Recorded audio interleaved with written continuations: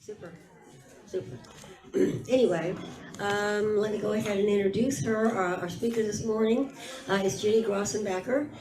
She's an award-winning novelist, poet, editor, publisher, writing teacher, and the founder of Elk Grove Writers and Artists. She writes historical novels, published 3 so far. Madam of My Heart won the 2018 Independent Publisher Silver Medal for historical fiction. Madam in Silk, her second, was the runner-up in the 2020 National Indie Excellence Awards for historical fiction. And Madam in Lace, the third in the series set in France, won the 2022 Independent Publisher Silver Medal for Best European Fiction. Okay? She's currently starting to work on a fourth novel, okay? And has recently launched her poetry collection, which is entitled Glimpses, and I know she has books here today for sale after the meeting if you would like. So please come up and look at them after the meeting. Gini,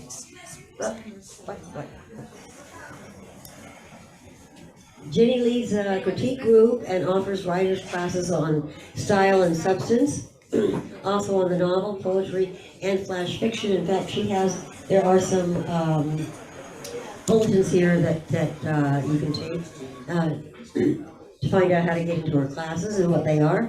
The title of her presentation today is Building Characters from the Inside Out.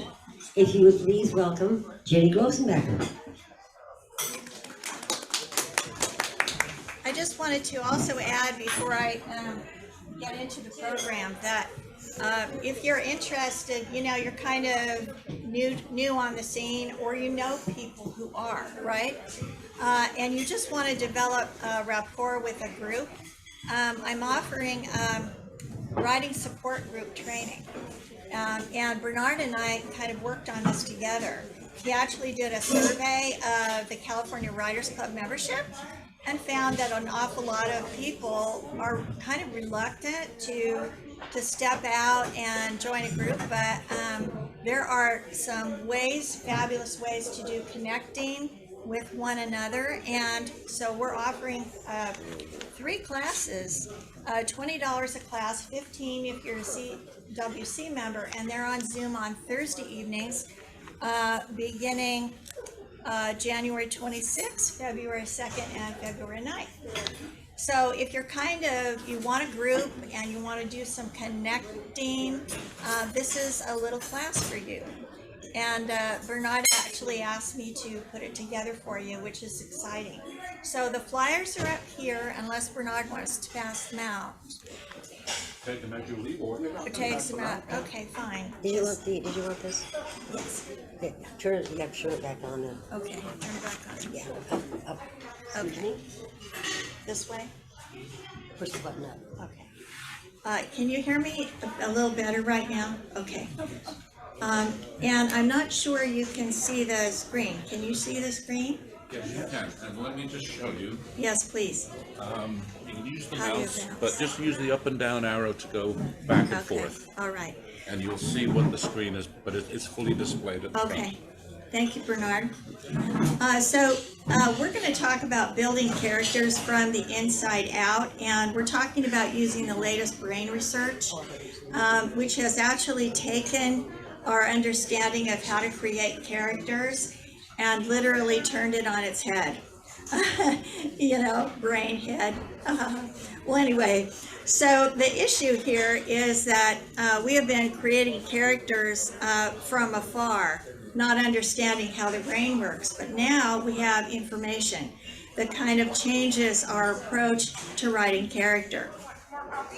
So that's what we're going to talk about.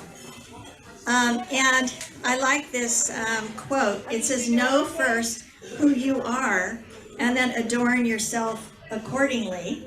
And that is Epictetus, who was a Greek Stoic philosopher. So the notion has been around a while. But I also like to apply it to writing character, which is know first your character, and then adorn your character accordingly. And of course, we know that your character is part of you, right? So every character you write, and we have someone who has a deep knowledge of psychology in our midst today, So she could probably be quite a resource for you. But the idea being that your characters are an emanation of who you are. So I'm the founder of Elk Grove Writers and Artists and J-Kiss Press. And that's a business that provides a virtual platform for writers to connect with each other everywhere around the country.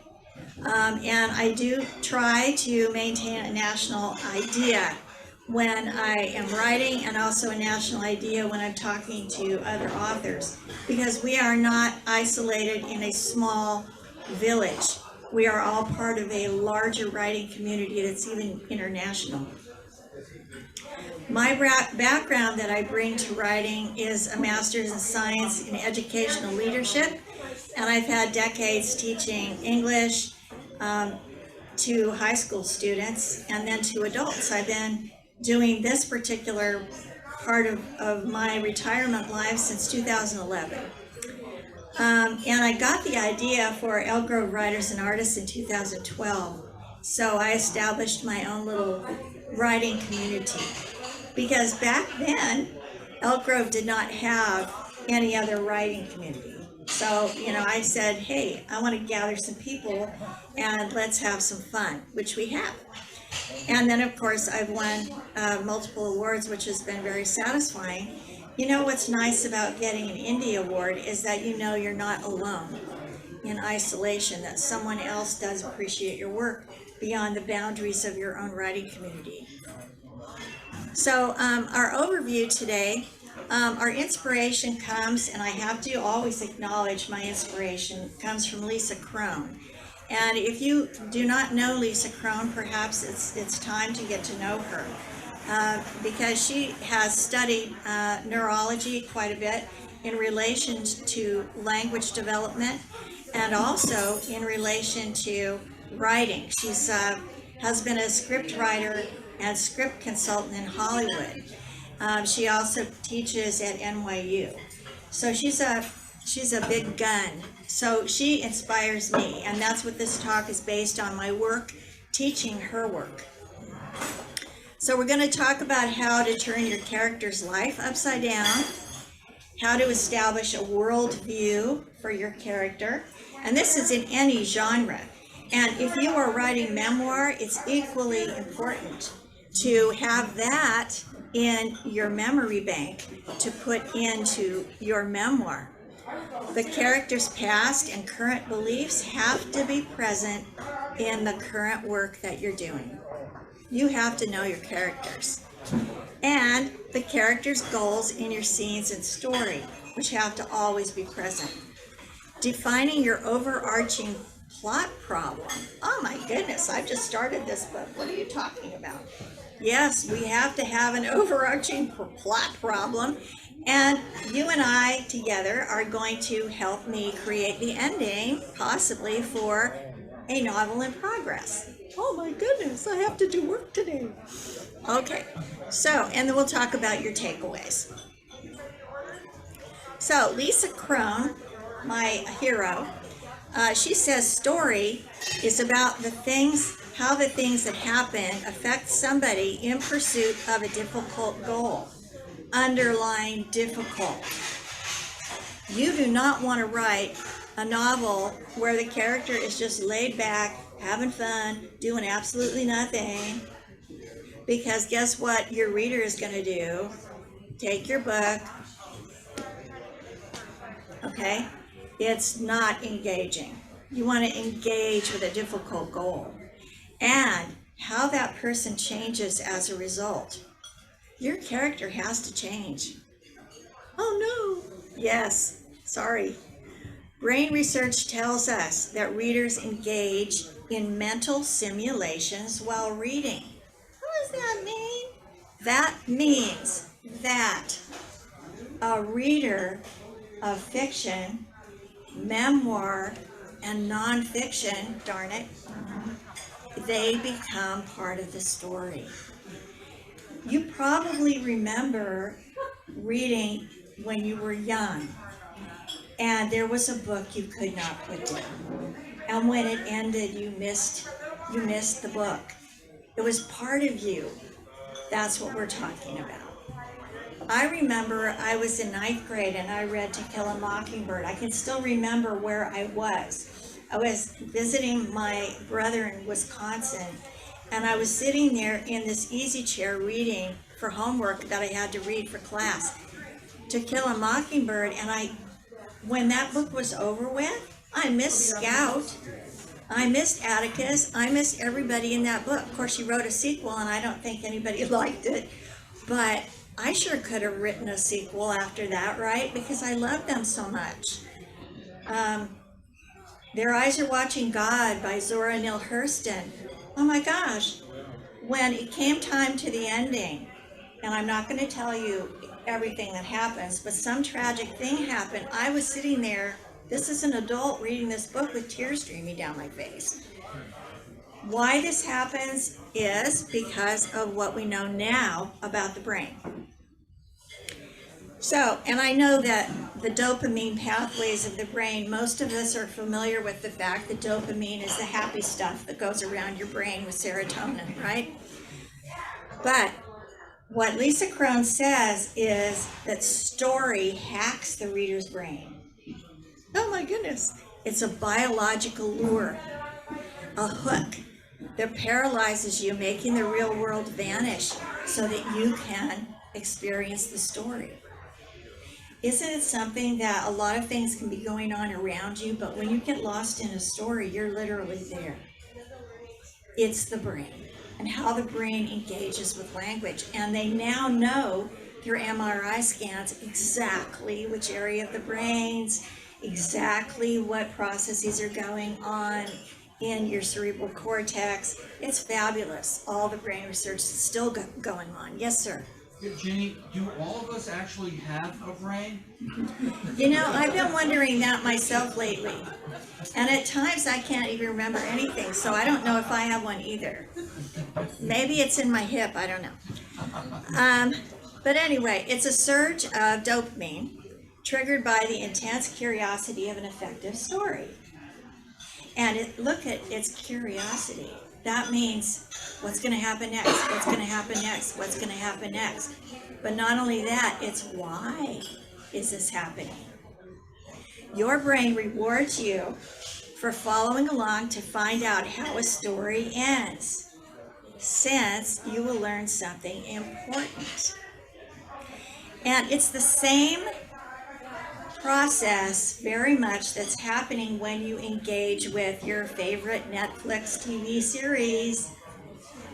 When all of a sudden that particular episode is over and you look at your significant other and say, are we going to stay up an hour longer to find out what happens next? So it's the same thing. It's the same process, only this one is engaging with language rather than visual stimulation.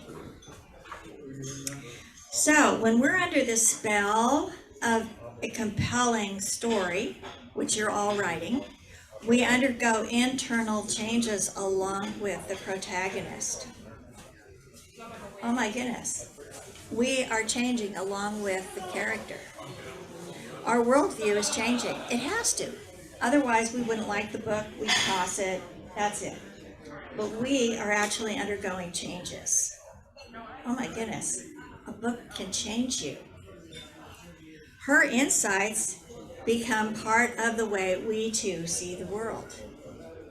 In a story, emotion rather than logic telegraphs meaning. Oh my goodness, emotion. But I haven't thought about that.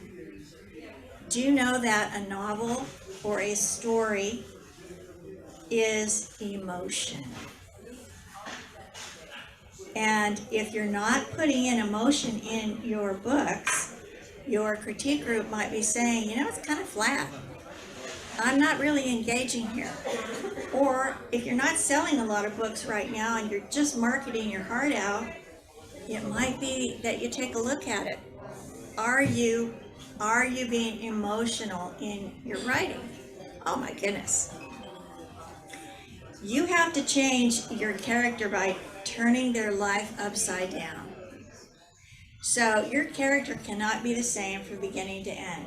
And the greater, the more dramatic shift, the greater the story. If you look at Shakespeare and look at the plots of Shakespeare's play, any of his plays, they're not for the weak of heart, especially the tragedies. They are not for the weak of heart. Those characters face incredible odds. Henry V, he ends up on the shores of France making his famous speech to his troops, right? I mean, it's life or death for a lot of them. And life and death are part of living. So relook at your characters. How are they engaging with life? Here's the real truth. Your novel begins in the middle of your story.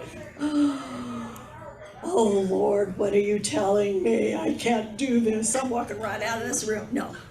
Your page 1 is the second half of the story when the plot kicks in and your character's life goes from order to disorder.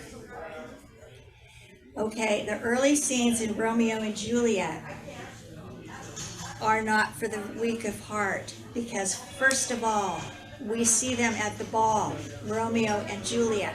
We know they are on opposite sides, aren't they? Their families are warring, okay? So we're not dropped into peace and glory, let's just hang out at the bar. Oh no, we're dropped into conflict. That's what we're talking about. So your character's life has to immediately go from order to disorder. So think about the work you're doing right now. Think about the story in progress. Is that true? If not, get out the old scissors and rearrange the material. You don't have to take it, cut it out forever, but rearrange it. You can use that material in a different way. I have critiqued and helped people with novels for many years. And often what they do is they'll begin with all the backstory narrative to let me know where the person was born, what they liked for breakfast when they were 10, and all that. Okay, that's not what we're talking about. We're talking about finding that very first moment of distress and opening your book there. Okay, so the novel is going to contain, or the short story, is going to contain large parts of that first segment we're talking about. Eating cereal when you were 11. Maybe seeing somebody get hurt. That's part of the character's life, right? Part of their backstory memory.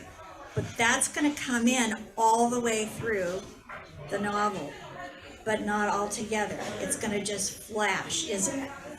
The novel is about the protagonist's struggle to make sense of what's happening and what to do about it. But what we're talking about is what to make sense of all the conflict and the disorder that they're going to face. Do I have any questions so far? I know you're going to have a ton here. Can you make your slideshow available? Oh, can I make my slideshow available? You normally do, but it's Oh, afterwards? There's so much there. Oh, Yeah, yes. online or I will. somehow. I will give it to you. Yeah. I will give it to you. So maybe Bernard, you could share the sign-in sheet. Make sure you signed in. What we do is we put it on the website. There's a link also recording the presentations. One. Go onto a YouTube channel, which Chris here is set up for. That takes a lot of pressure It'll off, be you know, on the taking website. Thank you, Bernard. Okay, thank you, everybody. And that way you can just relax. But know that this is life-changing for authors. This information is life-changing. Because, okay, before we knew about how the brain reacts to story, we were doing all that backstory. We were telling all that, you know, look at James Michener and all those authors of old who would just give you every hook, line, and sinker of everything. No. What readers want is immediate engagement. They want to see people in trouble, even if it's a romance. They want to see people in trouble. Okay? Now, you have to know your protagonist's worldview. So your main character, you have to know them. It's not a matter of discovering as you go. It's not like putting together, I have my little grandson and his Legos, right? It's not a matter of, as he goes through his Lego, sort of putting his blocks together, then he decides whether it's going to be a castle or whether it's going to be an airport. No, no. You need to know whether it's a castle or an airport when you start. Sorry. And you also have to know who's inhabiting that. How does she view the world and the people around her? Now this gets to aspects of personality, doesn't it? How many of you have done Myers-Briggs? Personality, and know that there are so many different personality combinations, right? Everybody is so different. So, even take a gander at Myers-Briggs personality types to build your character. But then go in and really massage that and make it your own, because every character is going to have their own quirks. For example, let's say that my character, and I'm writing a novel, it's a prototype of a novel, I'm not really writing it, but I'm writing it with you, and it's called Fine Jewelry. And it's going to be a contemporary mystery, and we're writing it together. So, one of my main characters, Flora, she is suspicious. That's how she views the world. People are no darn good. Okay? She's got histories of disappointments where people have let her down. She's about 22, so she's got a backstory of disappointment after disappointment, so she just really doesn't trust. How many can relate to that? I mean, it may not be happening in your life, but you can relate. On the other hand, what if I created in her a different dynamic, which was puppy dog trust? That maybe she's just one of those people that stepped out of the box of her life and became 22, and she just trusts everybody, kind of like Rebecca of Sunnybrook Farm. Everybody's good, nobody in my family ever did anything wrong, it's just fine, the world is good. Oh, I don't ever watch the news, I wouldn't want to, I just want to keep my little happy place. Okay, so, what kind of a worldview does your character have? At the threshold of your novel or memoir, your protagonist has to have these things. A deep-seated desire. Something they've wanted for a very long time. So it's not just a wink and a nod to a desire for something. It's in their gut. For example, take yourself. You're sitting here in a writing group. How long have you had a deep-seated desire to be a writer? It's deep-seated. And I look around at my friends who've published 9 books so far, or 7 books so far. That's proof of deep-seated desire. Even if you've not published, the fact that you're connecting with other writers and wanting to better your craft is deep-seated. Your character has to have that. Okay, a deep-seated desire for something. A defining misbelief. Now this is a new one. Before Lisa Cron, I had not heard this twist before. So I'm not sure you're going to see it in workshops. Okay, but Lisa Cron says, your character is held back by a misbelief, not a belief. So that would be mis, meaning a wrong belief. So they've got a wrong belief about something. Well, that makes it easy because it's kind of like a character flaw, isn't it? So you're looking at your character saying, they really believe this about the world, but they're wrong. And they're going to find out they're wrong because something in my plot is going to prove them wrong. And when they find that out, oh my gosh, it's going to add to their disorder, and it's also going to add to their struggle. Taken together, desire equals desire plus misbelief equals a problem.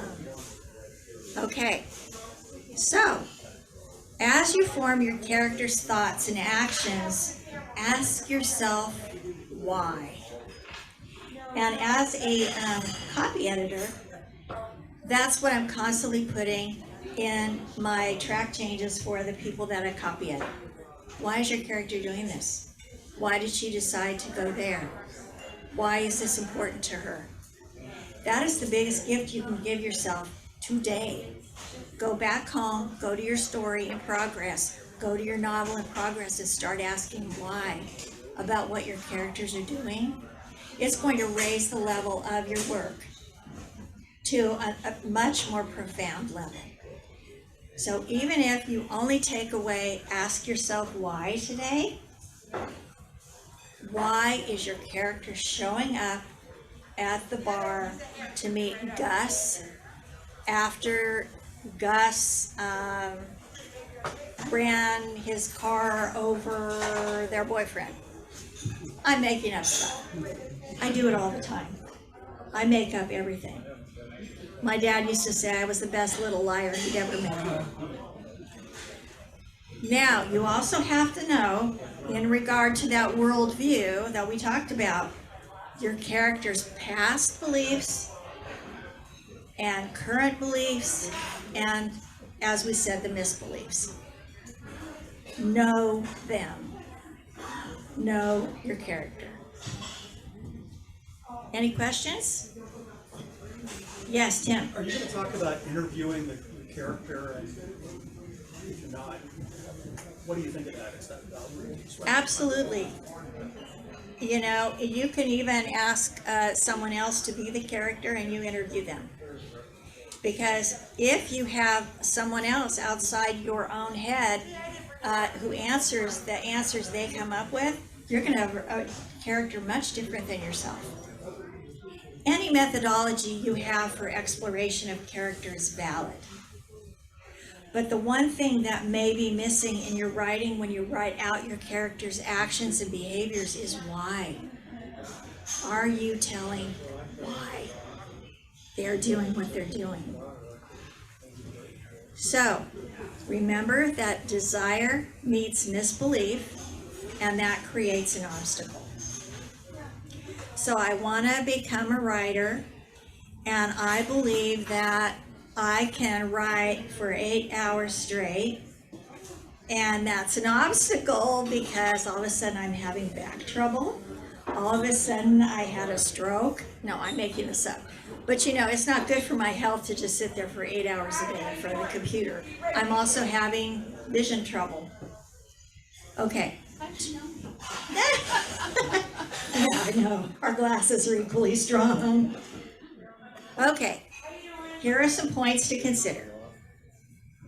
The human brain seeks meaning constantly. That means that your reader, focus on your reader, not just yourself and not just your book, but your reader is going to read this, right? They want meaning. They want to know why. And if you're not telling them why, you're leaving gaps. Okay? Understanding. The why changes our perception of what. So why someone went to a bar is very important because it's going to reflect what happened and the reasoning behind it. The writer's BFF. That's my teenager friends saying, best friends, right? My BFF is answer the why. And this is going to kill you guys. Answer the why of every thought, action, to move the story forward. Oh no, I have to do that. You know how hard that is? Okay, but do at least a yeoman's job of putting it in. You'll see a difference in the depth of your writing. Okay? Have you ever gone to the grocery store and here you're working really, really hard on your writing and you see these novelists, and I'm not going to name names, but you see them and you pick up one of the books and they're so superficial. There's no what answered, the characters aren't described. And you know, you recognize the names because they've been on all these bestseller lists. Have you guys been doing that lately? You should. And you're saying, wait a minute, this is the worst writing ever. But that's not you. And the way to build your readership is through really, really great writing. And those are my standards.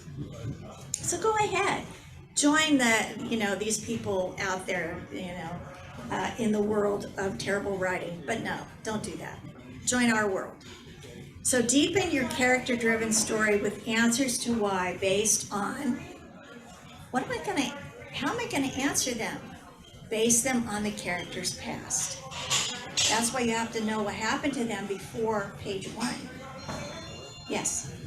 I'm sorry to interrupt you, Ginny, but I'm curious, what would be your quick definition of horrible writing, like you were just talking about? Well, horrible writing to me is writing that doesn't really serve the subject well. It doesn't serve the subject. It doesn't provide a really good depth of character. It doesn't give me setting detail. For example, if you go through a novel and you don't have any idea where these people are, and they travel from place to place, but the places are the same, they're missing the elements of fiction. They're missing good character, good setting, good plot, And good sentences. and good sentences. The other thing, look at the level of writing. If you want to write for 6th grade level, then use walk and talk and be verbs. Use that. But if you want to write for people who think, people who are adults, people who are browsing bookstores, and they want a good read in your subject area, then I think we have to work a little bit harder, right? Okay, launch your story this way with answers to why that will create a vivid reader experience. Don't you want to do that? Don't you want to make your reader say, man, that is one good story? I mean, I do. That's my thing. How do you isolate and identify your protagonist's inner struggle? Determine what they want. So you got to know your character, right? It goes back to my first slide with Epictetus. Know your character. Okay? Write and write and write and write and write pages about your character. Write letters to your character. Have your character write back to you. If you have your character, your protagonist, write back to you, guess what you're going to get out of it? Their voice. It's amazing. Have them write back to you. And have them write to you, and you can write to them, like test them out. Like, may I use your name, Karen? Let's say, okay, let's pick an emotion. Pick an emotion, Karen. Rage. Okay, I'm really mad at Karen because she bumped into my car and didn't tell me about it. Okay, so I'm writing a letter to Karen and I'm raging, right? Now, Karen's gonna write back to me. And what if Karen is my protagonist? That's gonna tell me a lot about her, isn't it? And it's gonna tell me a lot about her desires. What is it she wants and is willing to do anything to get? Okay, so the misbelief of your character, the wrong idea about the way things are, is going to come from their past. You all know that. I mean, I had an uncle who might have believed in a certain idea, even whether it was religious or political or whatever, and he might have influenced me. Okay, and then I started looking at the world in a way that eventually I found out was pretty sociopathic. Okay, I'm making all this up, you guys. Okay, good little liar. Okay, this struggle, desire versus misbelief, makes your story grow and flame. So you really want your story to take off? Do this. This becomes the inner struggle of your protagonist in the outer world. Question, anybody? This is an 8-week workshop, and I am totally crunching it for you, but I wanted you to have the basics. Tim? Well, do you have hints other than the ones you mentioned finding that misbelief? Do you usually find that you create a character and you already know what the misbelief is because you're creating a character around the idea of that? Well, then you are absolutely right on. You know, this is not about making your work harder, it's just making your work smarter. So if you already know your character's misbelief, you know, for example, my character might believe that all men are evil. She's a woman. She believes that all men are evil because all the men in her backstory have disappointed her throughout her life. So all men are evil, period. She's made up that her mind. And the problem is the world is made up of men and women, so she's going to have to get along with men. You know, whether it's, you know, in the world of work or wherever. So, do you see what I mean? You may be too advanced. No. We'll put you in the next class. Okay, so your protagonist goals in both scenes and story. Once again, what does your character want and what will they go to any length to get? Now remember, you're writing drama, so, or you could be writing comedy, but you're still going to have this issue. So you're entering in with me. We're co-writing this mystery. It's actually a mystery suspense called Fine Jewelry. That's the name of the novel. Or short story, depending. Okay, so I would like you to meet the characters. Takuma is the store owner. So you imagine yourself in a jewelry store anywhere. If you've been lately to buy jewelry for someone, or maybe accompany somebody when they were going to shop for Christmas or a holiday or an anniversary. Then meet Miriam. She's a graduate gemologist. So she is a certified diamond specialist, but also certified in rubies and emeralds and other things. Meet Flora. Flora is also a graduate gemologist, so she's really well schooled in all of these fine jewels. And then meet Rajesh. He is the lead designer. So, kind of picture these four people who work together every day at the jewelry store. And Takuma's the boss. Now, here's the beginning. A lonely, single Flora finds herself intensely attracted to Rajesh. Her goal is to get closer to him and see if there's mutual love and something more permanent. Don't you remember when you were young and you kind of had that yearning? Gee, I wonder if there's anybody out there. Maybe you never had that. I sure did.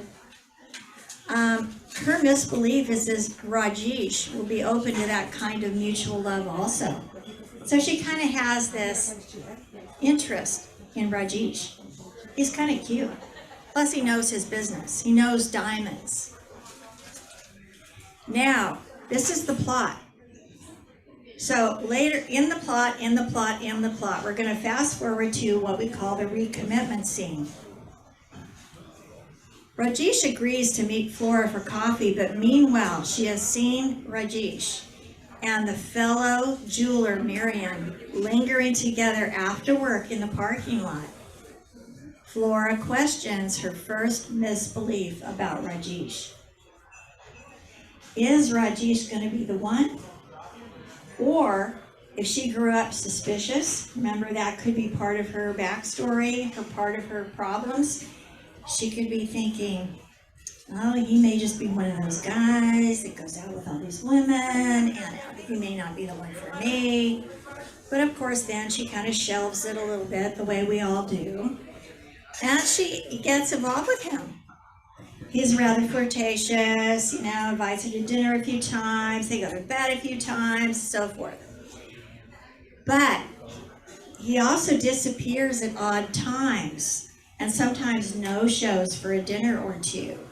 So he's showing himself to be a little bit unreliable. And she gets suspicious because that's in her nature.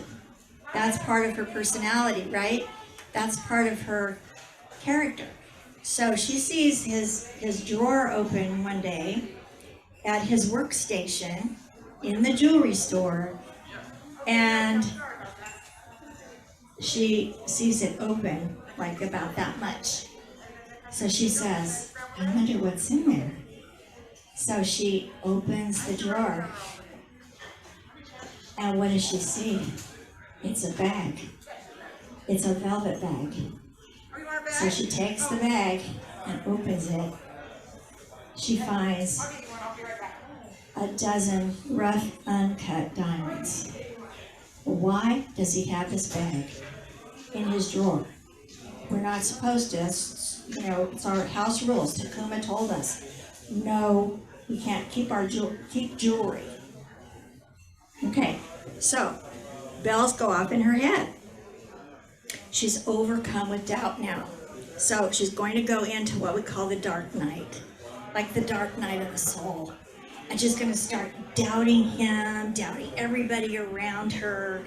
And she just thinks, I wonder if I should go to the police. So she's peppered with questions at this point, isn't she? She says, should she corner Miriam and pump her for information? What if Takuma knows what's going on and really is running some kind of a sleazy operation?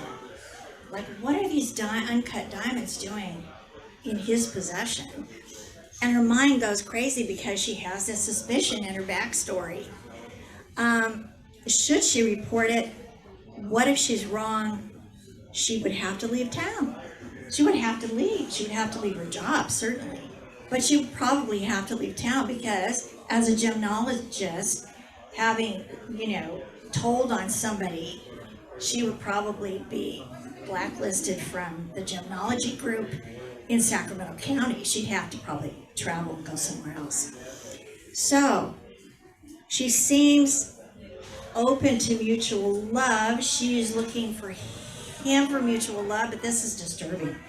This is very disturbing. Now, here's the climax. Okay, she decides to intensify her investigations with a tape recorder. So she brings a tape recorder in to find jewelry. Okay, and she tapes all the conversations that go on, especially Rajesh and Miriam, because she's kind of thinking, they're probably the two that are engineering something. I have a feeling there's something between them. Why would they keep meeting in the parking lot? Does it have to do with the rough uncut diamonds that are probably worth a fortune? Okay, one night, Rajesh spends the night with her and discovers her tape recorder. Aha, what is this doing here? What are you using this tape recorder for? This is strange. Why tape something? What are you taping?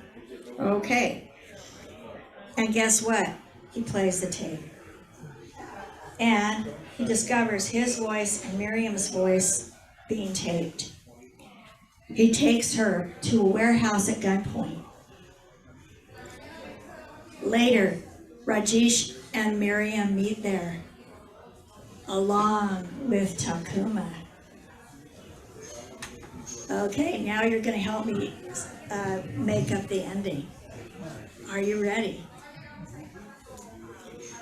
So we could make up a sad ending or a twisty ending.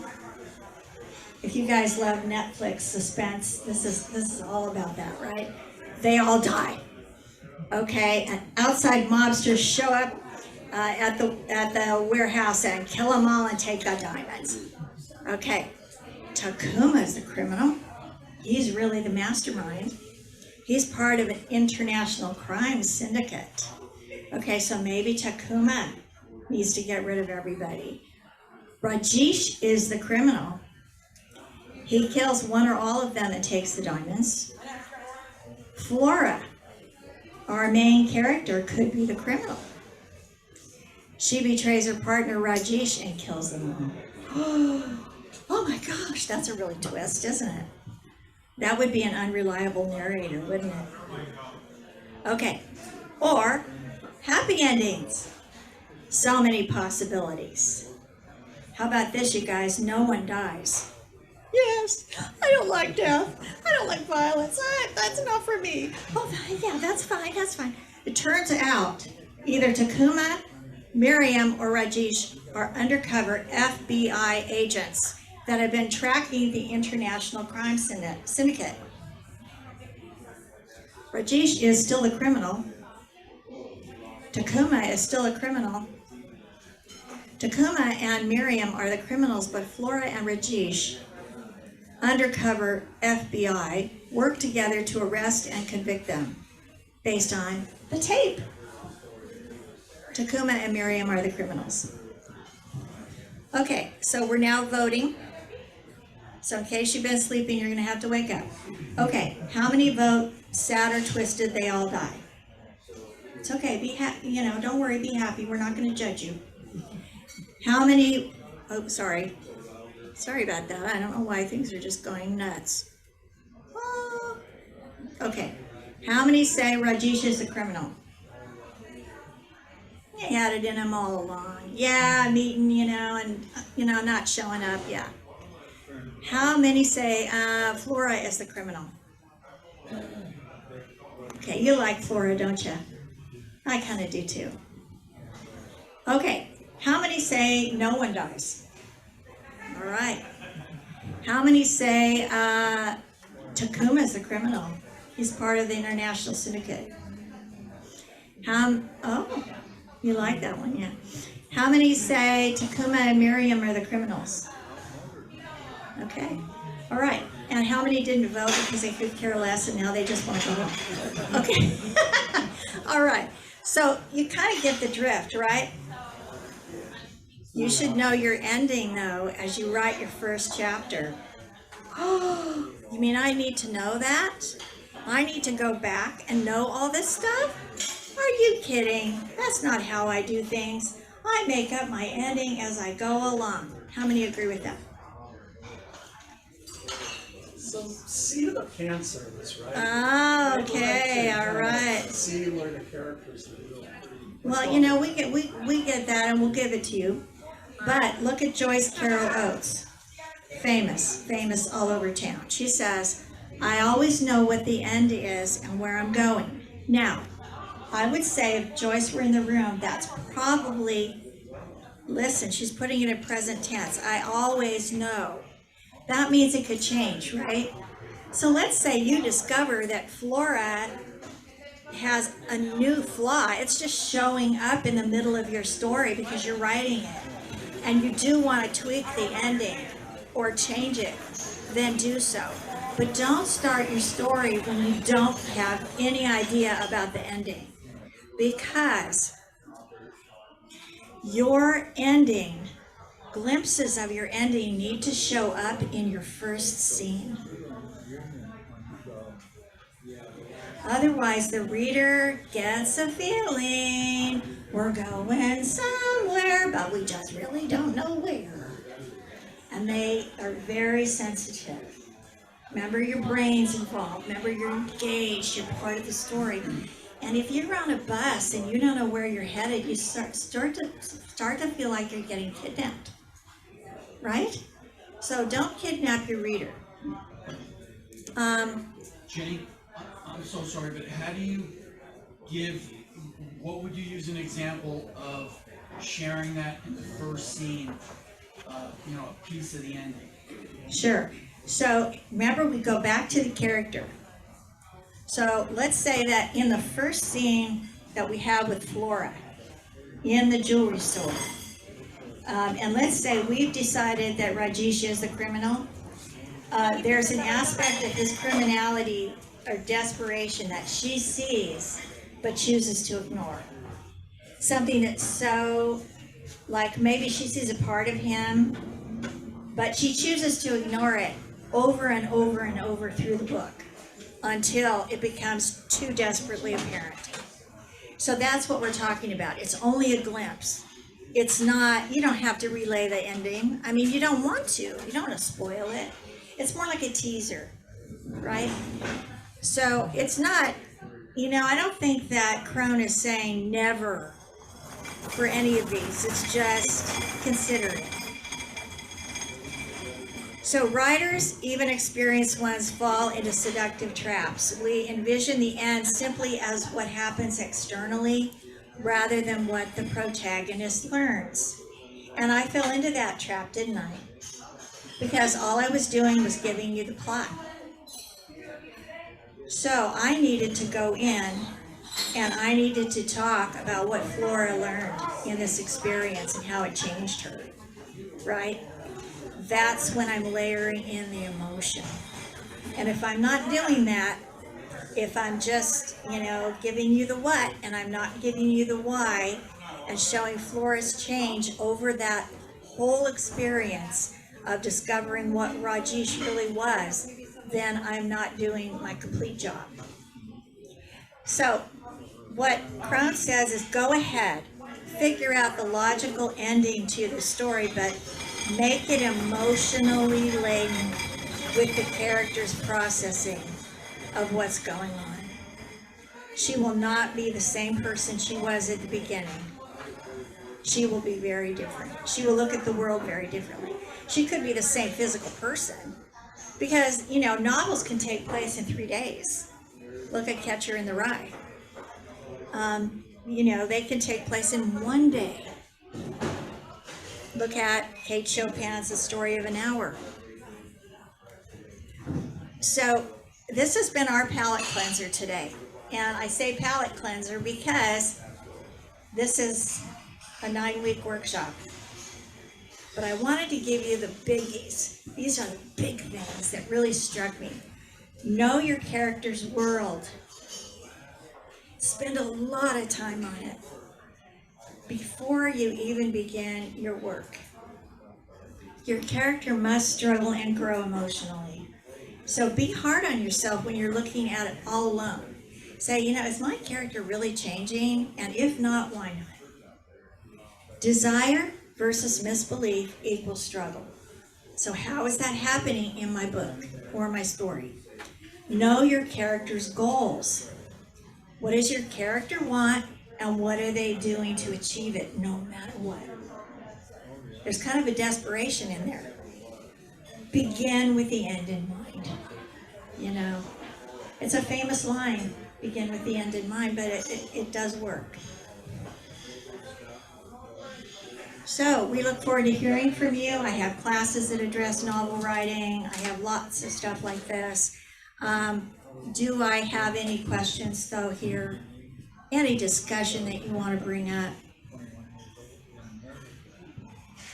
Yes. Well, I hate to be the main questioner, but I do. I love name questioners.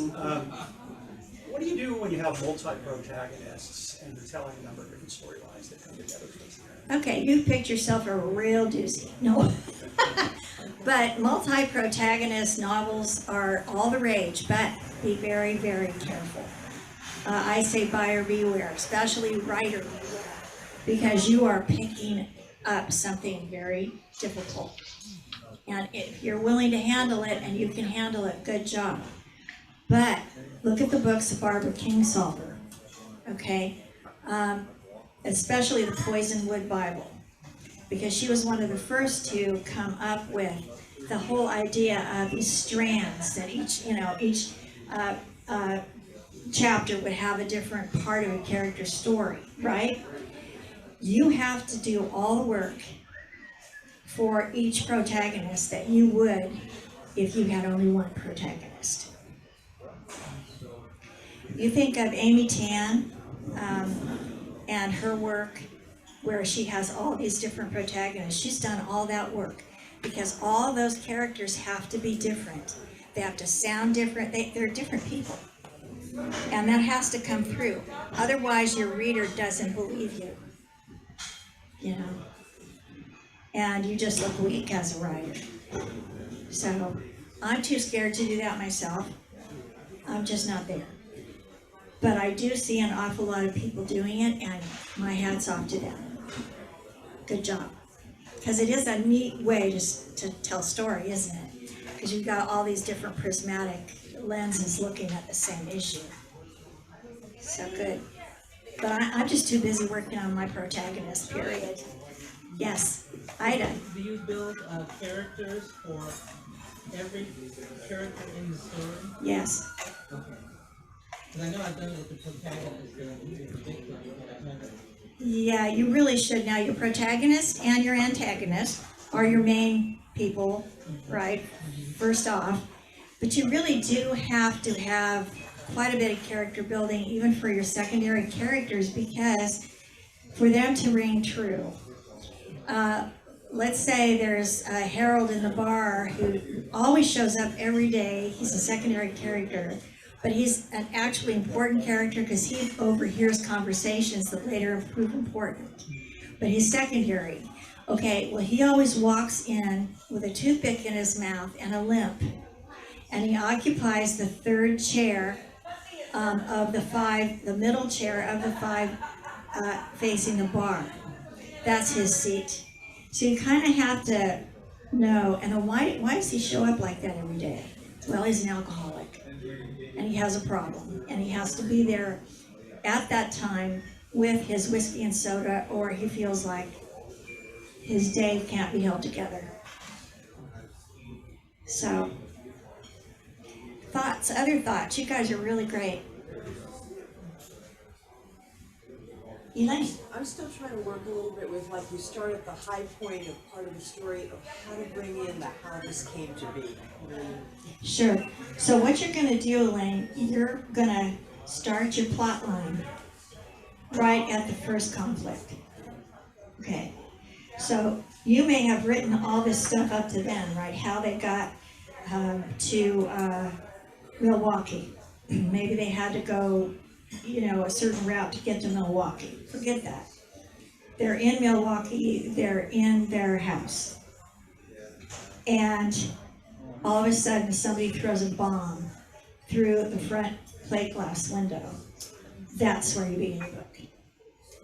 Right at that moment. So what you want to do is look at your plot line so far, if you've already, been writing it, and you find that. Now, you take all that pre-information and you're going to drip it in as a character remembers things, as in their dialogue, as they talk about it. So the trip to Milwaukee, moving to Milwaukee, is only part of the information you're going to drip in to inform your reader. Your reader can go, I've heard, as much as 2/3 of the book without knowing the backstory. 2/3. The reader wants the now of the story. So everything that's going on in your book or your story is in the now. It's not in the past. Your reader doesn't care. But the past is there to inform about your misbeliefs, about the mistakes you make and stuff like that. And they can be, your character starts thinking. There can be a little rumination going on about an event that happened, maybe comparing something. Any other questions? Cheryl's looking at her watch and she's indicating that I need to close the gap in my face. So do connect with me anytime you want to. www.ginigrossenbacher.com, and I will be presenting at the San Francisco Writers Conference on flash fiction along with my friend Cheryl Bees-Boutte, who is Creole. And she and I have a very healthy and happy relationship together. And we teach flash fiction together too. So. Okay, it's been a pleasure and I need to go.